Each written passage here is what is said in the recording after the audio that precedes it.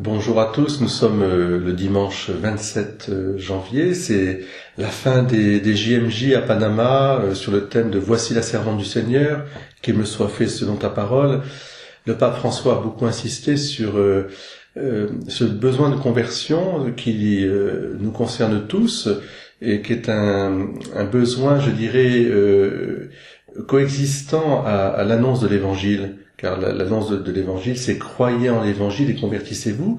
Cette bonne nouvelle du salut que le Seigneur Jésus est venu apporter au monde, envoyé et poussé par l'Esprit de Dieu, cet Esprit qui nous rejoint tous parce qu'il souffle où il veut, dans les cœurs des bonnes volontés, à Panama comme ici à Carpentras.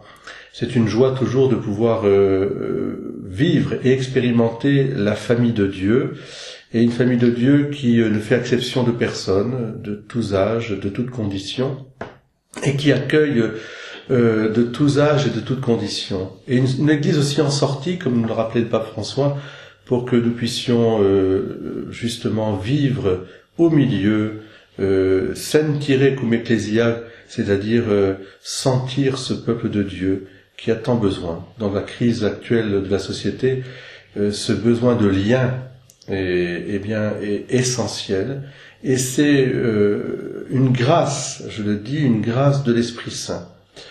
Les gens ont besoin d'être rejoints. Alors le pape est allé en prison voir des jeunes détenus, ces détenus qui ont d'ailleurs fabriqué, c'est symbolique, hautement symbolique, les confessionnaux pour les JMJ, qui allaient permettre aussi à tous de recevoir le pardon du Seigneur et de retrouver la liberté des enfants de Dieu. Et à ces jeunes qui étaient emprisonnés, il leur a offert aussi la grâce du pardon, mais il s'est présenté lui-même comme, avec tous ceux qui l'accompagnaient, comme des gens qui avaient besoin aussi de pardon. Et il leur a demandé ces choses inouïes, le pape a demandé à ses détenus de prier pour leur conversion. C'est extraordinaire ça. Voilà, nous devons, je dirais, nous sommes en communion. La communion des saints, c'est précisément cela. C'est nous sentir solidaires de cette solidarité d'amour et de grâce. C'est la fête, précisément aussi, de la Chandeleur, qui va avoir lieu samedi prochain. Traditionnellement, la Chandeleur, la présentation. Pour certains, c'est la fête des crêpes, et c'est pas du tout, je dirais, inapproprié. C'est très bien de garder nos traditions, de faire les crêpes à ce jour-là, et aussi peut-être de faire chacune et chacun une crêpe. C'est la tradition, nous devons pouvoir lancer notre crêpe et la rattraper.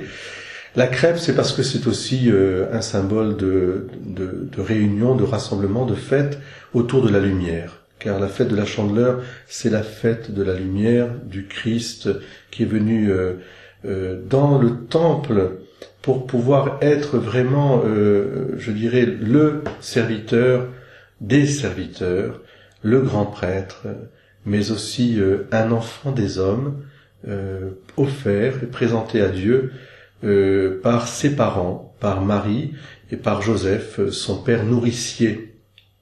Cela nous rappelle aussi combien nous devons prier pour tous ces enfants, pour tous ces bébés qui naissent, pour tous ces bébés qui n'ont pas pu naître, malheureusement, dans une société de déchets et de consommation, et puis aussi pour ces enfants qui se préparent au baptême.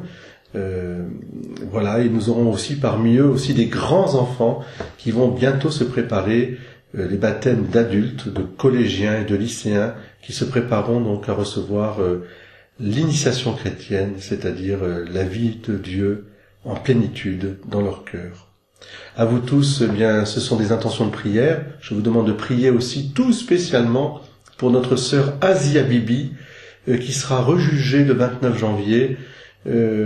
Prions pour cette Pakistanaise mère de famille, femme et paysanne elle-même, femme de paysans et paysanne, priante et croyante. Prions pour qu'elle puisse enfin retrouver sa famille librement et vivre librement sa foi.